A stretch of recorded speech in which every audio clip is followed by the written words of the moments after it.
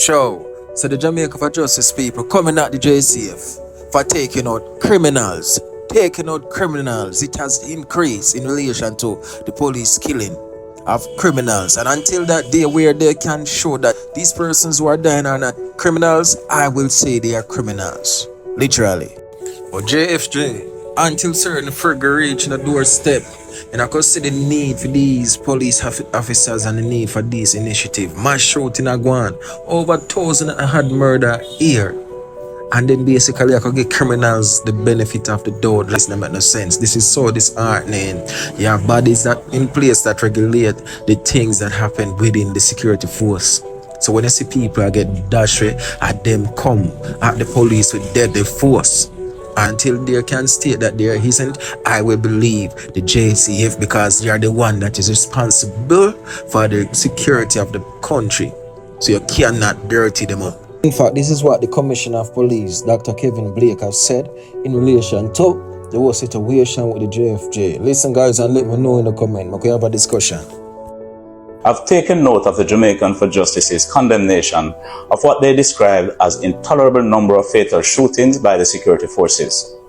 I strongly support the view that the number of fatal shootings is too high. However, the call is wrongly directed and should be aiming at those who make the decision to challenge a far more superior force. And so let me encourage the Jamaican for Justice to be more responsible in their public pronouncements, especially when the nation is aware of its members' proven ability to comprehend the most basic and fundamental principles of security. To suggest that fatal shooting numbers can be reduced by anything other than the unwillingness of persons being apprehended to engage in deadly confrontation with members of the security forces is irresponsible, or at best, advocating for us to relent in our pursuit. We again reiterate the point that those who seek to kill and maim will not be left free and unobstructed to hold communities at ransom and in constant fear. It means we make no apology to stand between these murdering thugs and the people of this country. We also wish to reiterate the idiocy of these criminal elements in seeking to engage the security forces with deadly force and expect not to be responded to with similar force.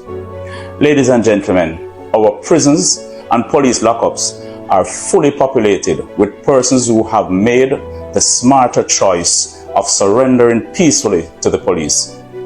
We have had well over 1,000 firearm-related arrests each year. Persons have had their day in court and have, in some instances, been freed of the charges against them. They have all lived to see another day, simply because they choose not to direct deadly force against our members. We have had police officers and soldiers killed and seriously injured in some of these confrontations. It is mandated by policy that every incident of fatal shooting must be followed by a removal from frontline duty and an administrative review. This takes police that would normally be out to protect you, the citizens, off the street. And so, yes, we agree. We need to have less fatal shootings. And so I call upon JFJ to demonstrate to the public that your care is more for the well-being of our citizens and less for the relevance of your organization. And it is hard for me to think otherwise when I know JFJ is fully abreast of the facts. Finally, as I wrap up, this constant call for there to be more accountability over the JCF is in itself a slap in the face of INDCOM. Be reminded that that is their single most important mandate. And let me be absolutely clear, lest I am misunderstood or misquoted. I am a full supporter of what INDCOM stands for. An effective INDCOM assures me that those among us who believe that they are free to break the law will be held to account and be removed from within our ranks. The JCF's effectiveness depends on this. However, I am concerned that the JFJ supports the idea that INDCOM's investigation is being hampered because we do not have body-worn camera footage to present to them, even while they have more than 60% of what is required to complete an investigation. And this includes statements from our members who are involved, ballistic information, report on the circumstances surrounding the case, and primacy over the scene. We in the JCF do not have the luxury of taking that position. So let me take this opportunity to reiterate the point that we have been making for some time. We will continue to use our superior intelligence gathering capabilities. We will continue to utilize our superior investigative capacity. We will use our superior operational capabilities, and we will go out and confront those who seek to destabilize our communities by wielding the threat of violence and terror. It continues to be our intention to bring those marauding criminals to justice so that they can have their day in court.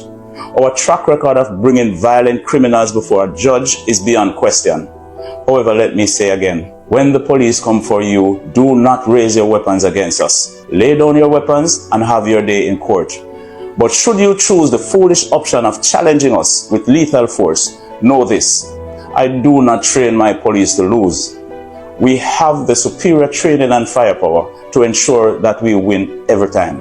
Let me encourage every Jamaican who truly believes in justice to work alongside the Jamaica Constabulary Force to continue our mission to bring down violent crime even further this year.